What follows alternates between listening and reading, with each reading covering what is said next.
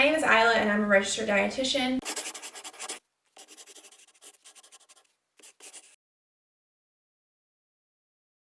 So today I'm actually going to do a nutrition video. I've been doing more like beauty review stuff and I don't know, I just want to make this video instead now. So today I'm going to talk about macros and what it is and how to count them. I posted a question like a while back on my Instagram, so if you don't follow me, make sure to follow me on Instagram, about asking what people want to hear more of from me, specifically talking about nutrition. And so one person said how to do macros. I feel like that's kind of like a popular thing that probably could get confusing if you don't know a lot about it. So I'm going to talk about it today. So what is counting macros even mean? I see it more focused in like the performance world, where you do need to be a little more focused on how much protein, how much carb, and how much fat you are eating to make sure that you are performing at your best.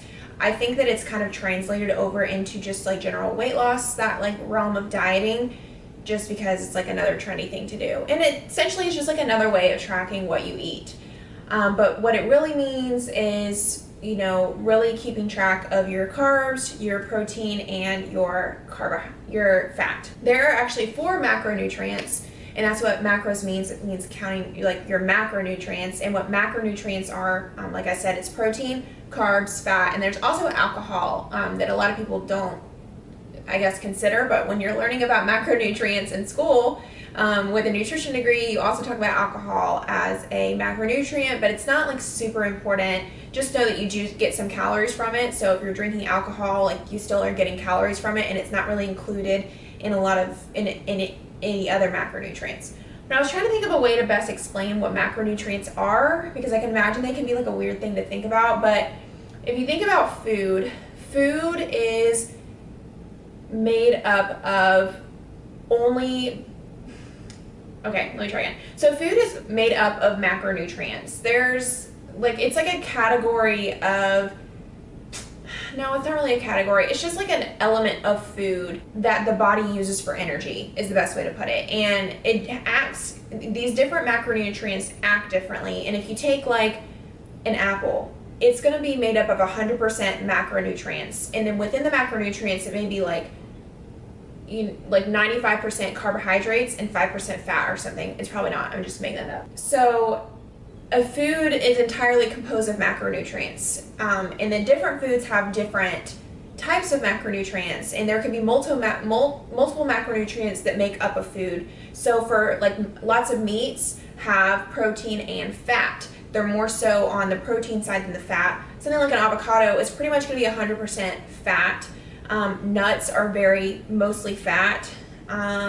Grains and like carby foods like potatoes, bread, stuff like that, it's going to be mostly carbohydrates, maybe a little bit of fat. I can't really think of something where it has like carbohydrates and fat. I can't really think of anything like that, but I mean, think like beans, they have protein and carbs are mostly what they're made up of. So they do overlap. It's not like a piece of meat is only going to give you protein, or, you know, something's only going to give you fat. Most of the time foods have multiple of these, but the majority of them are made up by something, like one of those macronutrients. Now, micronutrients is something to not get confused by, because micronutrients are something different, even though they have a similar name. Micronutrients, you can't really count micronutrients. That's the vitamins and minerals that are in food, and they exist in food, and it's just like a whole separate topic.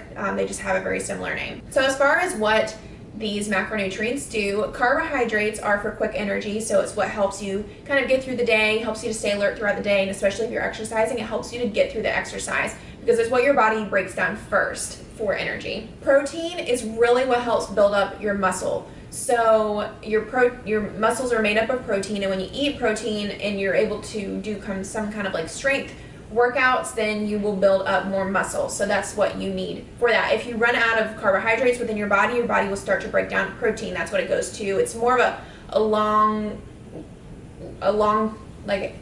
wearing energy component in your body. Fat you need pretty much the least of, because your body makes fat.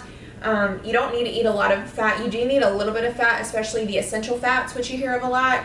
because your body does not make these fats, and these fats are like in salmon and nuts and things like that. Your body needs fat to cushion its organs. It needs fat to like make cholesterol, make hormones, stuff like that. It is important to know that the fat you eat isn't like, it doesn't make you fat. That's not the same thing. Those things are like very different. Your body can convert like protein stores to fat, or like carbohydrate stores to fat. Like it's not like when you eat fat it goes to your fat. Like that's not how it works. So what is macro counting compared to calorie counting? So macro counting is counting your macros. Calorie counting is counting your calories. Now when you count your macros, you are going to also count calories. So it's kind of just like an added layer of specificity to counting your food.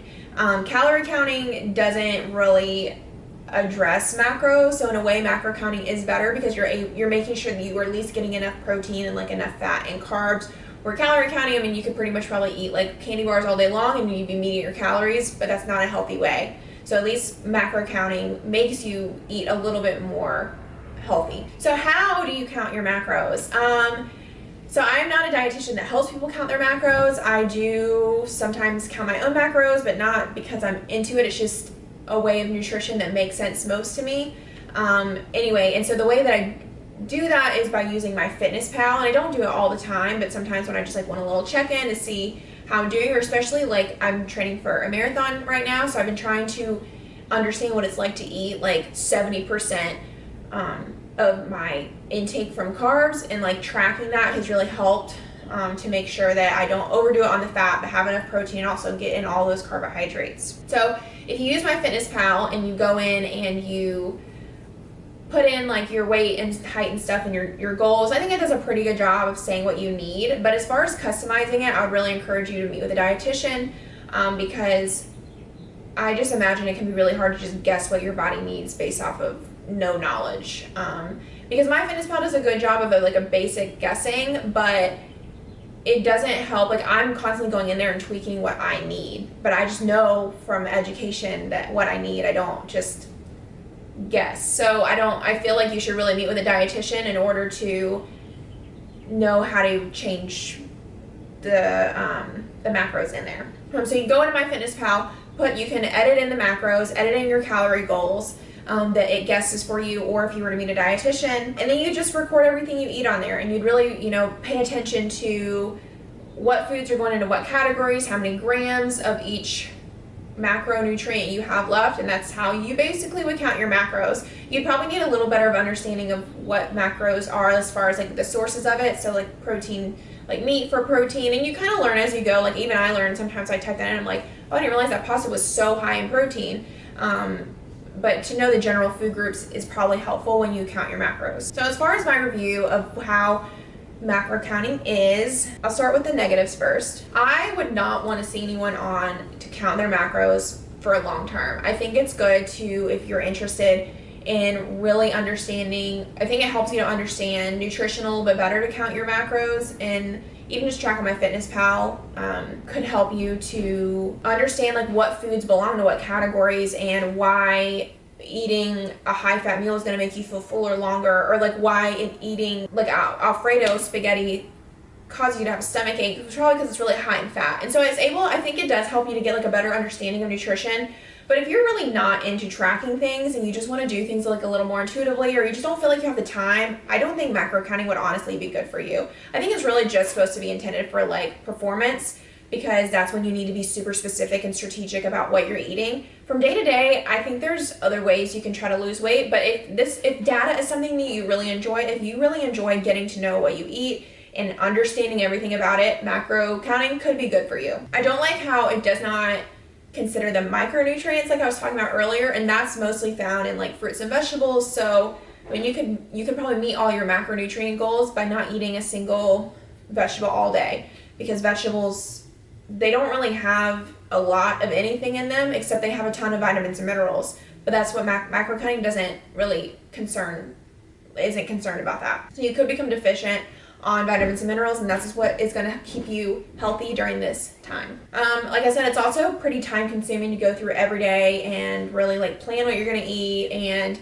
track everything and look everything up, and especially if you're making intricate recipes, like typing in everything, and you need to type in every little thing, olive oil, any little sprinkle of cheese, any little like nut you put in there, you'd have to put in every little thing, and that can probably be time consuming. It's also not good for somebody who has some disordered eating, or it can be obsessive about nutrition or what you're eating, just because it is a very tedious process and you can get obsessed with the process of doing it. So if you have any ill relationships with food, I would not suggest macro counting. For the pros, I think there are a lot of good things to macro counting. I don't bash it. I mean, I think macro counting is made to be a little more complicated than it needs to be. But I think there's a lot of benefits to it. I think that it's definitely better than just like tracking your calories or like Weight Watchers or something, because it is a little more focused on, you know, a better diet, like the components of the diet. I think it's also, I read a little bit before doing this video, and a lot of other dietitians say that this is a really good diet if you're trying to change your body composition, and that's why I'm saying like performance. Like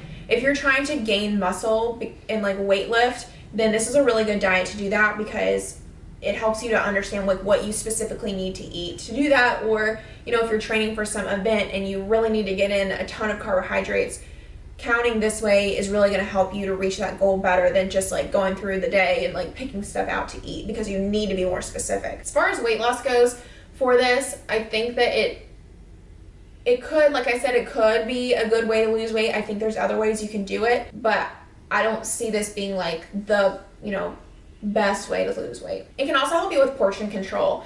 So if you don't know what a serving of protein is throughout the day, like if you go through the day and you don't eat any, like you eat breakfast and then you don't eat any lunch and you eat dinner, and you have to eat like 60 grams of protein throughout the day, well then you know that you need to try, like unless you're gonna eat like double in the morning and like a third of that at night, it can really teach you how to measure your portions as well, because you're having to make sure that you're getting within these goals of the macronutrients. You can't just eat unlimited because you're, you know, within a goal. So I think it can definitely teach you how to limit the amount of fat, the amount of carbohydrates that you're eating. So if you're given, you know, 60 grams of protein throughout the day, then you're gonna be like, okay, well, I need to divide this in 3 so I can have equal amounts at breakfast, lunch, and dinner. And then maybe you'll learn a little bit more about correct protein portions, as opposed to just like piling a whole bunch, you know, of protein on at one time and then ruining what you eat for the rest of the day. The other thing I really liked about macro counting is I feel like it's really flexible, which is really good. Like it sounds like it's super strict, but I think it really allows for a lot of flexibility as far as like if you know, are going to like a birthday dinner and you know you're gonna go out to eat and you're gonna get like, you know, shrimp fried rice. Well, that's probably like a lot of fat and a lot of carbs, but maybe if you're able to cut back on the carbs at breakfast and skimp of a little bit of carbs on lunch, then you'll be right on your target if you are trying to lose weight or gain weight. But, you know, gaining weight isn't as like critical, but if you're trying to lose weight by counting macros and you're doing it this way, I can see where it can be a lot more flexible for you, because that it doesn't make your meals have to all be the same for all 3 meals. Like, you know, if you're wanting to like really eat pancakes for breakfast, that's a lot of carbs. So maybe you need to eat only like a salad with chicken at lunch and then another low carb meal at dinner. So I think in a way it can allow for some flexibility within what you're eating. So that's, you know, another positive. But that is my whole video. I hope you really enjoyed it. I think macro counting can definitely be useful for some things, but just like anything else, it can have a negative side as well. I think overall, I would recommend macro counting. I mean, like I said, I do it from time to time, so I think it can definitely be good. I just want to reiterate that this is just an informative video. It is not, you know, I'm not your dietitian. I'm not a counselor for you. I think it's really important if you want to do macro counting, at least try to meet with a dietitian like once or twice to maybe get your goals down and have her help you or him walk through how to even do it so that you don't, you know, mess everything up or become unhealthy. But that's just my final parting word. Thank you so much for watching this video. If you enjoyed it, please like and subscribe. It really supports my channel and helps me to know what videos to create again. So, bye.